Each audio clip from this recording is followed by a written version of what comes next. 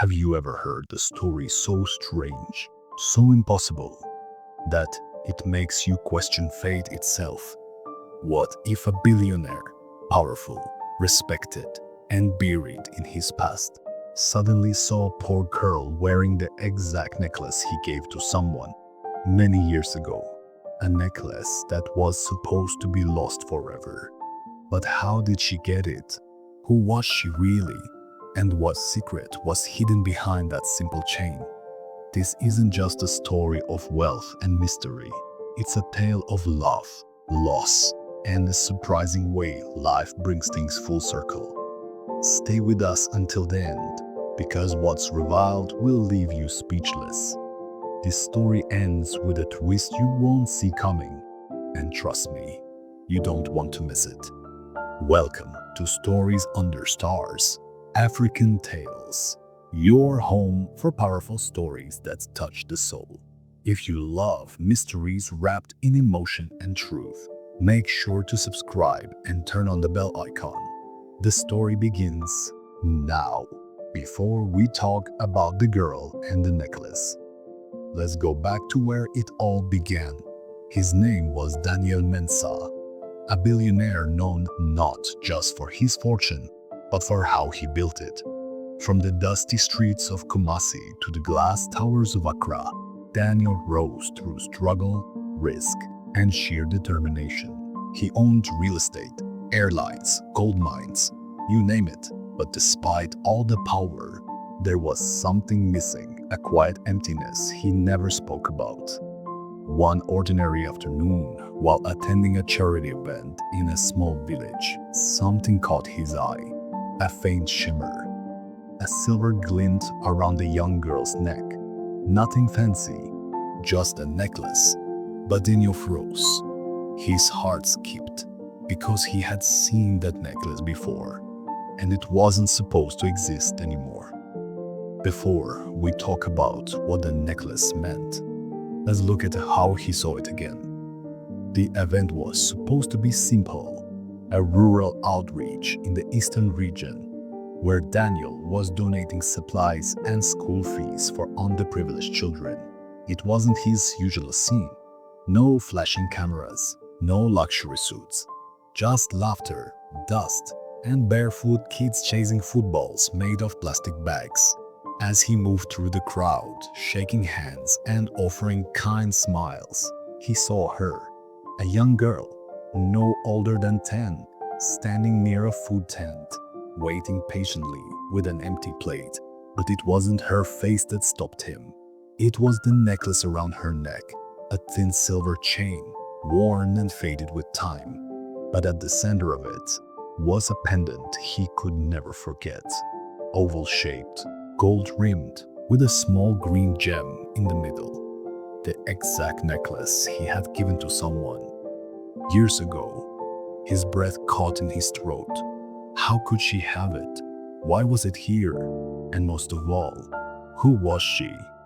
Before we talk about the girl's answer, we need to go back in time. Back to the days when Daniel Mensah wasn't a billionaire, just a young man with big dreams and empty pockets. There was someone in his life then. Her name was Amma. She was quiet, strong, and kind. The kind of person who didn't speak much as a maid in the home where Daniel rented a room. But to him, she was more than just help. She was his comfort when life got too loud. She believed in him before anyone else did. On the day he got his first big break, a land deal that changed everything, he bought her a necklace, not expensive, not flashy, just a simple silver chain with a green gem at the center. It was the most he could afford, but to him, it carried everything: gratitude, respect, and maybe love. But life moved fast. Daniel left that old house, left the city, left Amma behind. He told himself he had no choice. He had dreams to chase, promises to keep. He never saw her again, and over time, the necklace became just a memory, a symbol of a past he never fully faced. Until now. Before we talk about how the girl responded, We have to understand why the necklace meant so much. It wasn't just jewelry, it was a piece of Daniel's past that he had buried long ago. Many years back, when Daniel was still struggling, he had fallen in love. Not with someone wealthy, not with someone the world noticed, but with Abena, a soft-spoken girl who worked as a maid in the house where he once stayed as a tenant.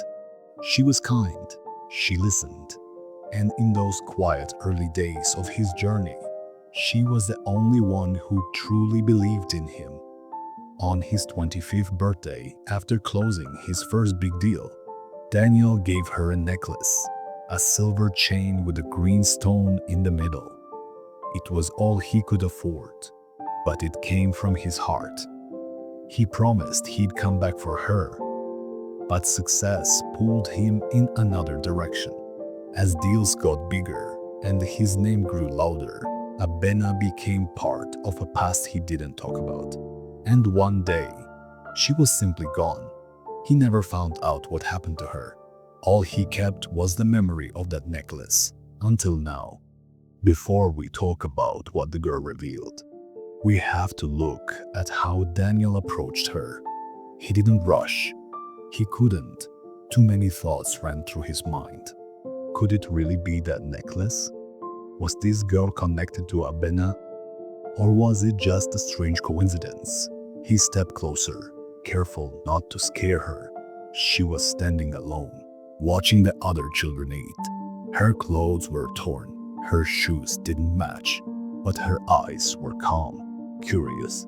Daniel bent down slightly and smiled. "What's your name?"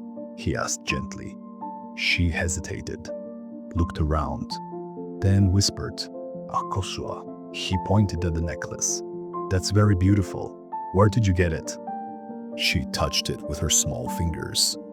"My mother gave it to me. She said it's special." Daniel's heart began to race. He kept his voice steady. "What's your mother's name?" The girl looked up. "Abena," she said softly. And in that moment, Daniel felt the ground shift beneath him.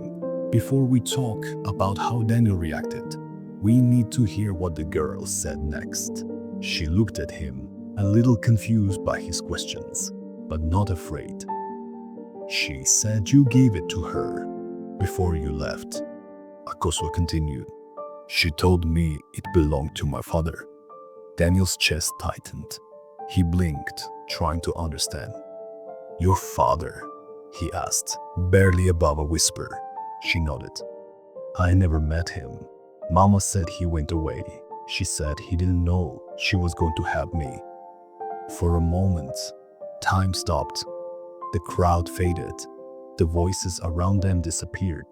It was just him and this little girl, holding the only piece left of a life he had forgotten. The necklace, the name, the truth. This wasn't just Abena's daughter. This was his daughter, and she had no idea. Before we talk about what Daniel did next, we need to understand what was happening inside him.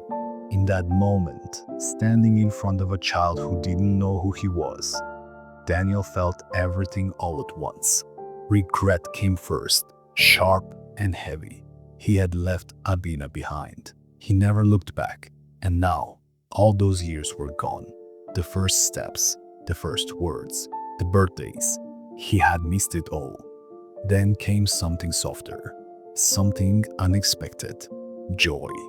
Because against all odds, a part of Abena had survived, a part of him.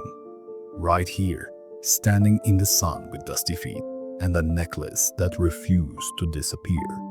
He looked at the pendant again. How had it lasted this long? How many hands had protected it? How many nights had Abena held it close, hoping he might return? It wasn't just a gift anymore. It was a witness to everything time had stolen. And now, looking at Akosua, Daniel knew one thing for sure. He couldn't walk away again. Before we talk about where their journey leads, we have to see what Daniel chose in that moment. He knelt down, eyes level with Akosua. There were no big speeches, no sudden confessions, just a quiet promise in his voice. "You won't have to wait anymore," he said gently. "From now on, I'll be here." She didn't fully understand who he was yet, but she smiled. And for the first time in years, Daniel smiled too. That day, he didn't just give out donations. He gave a child her future.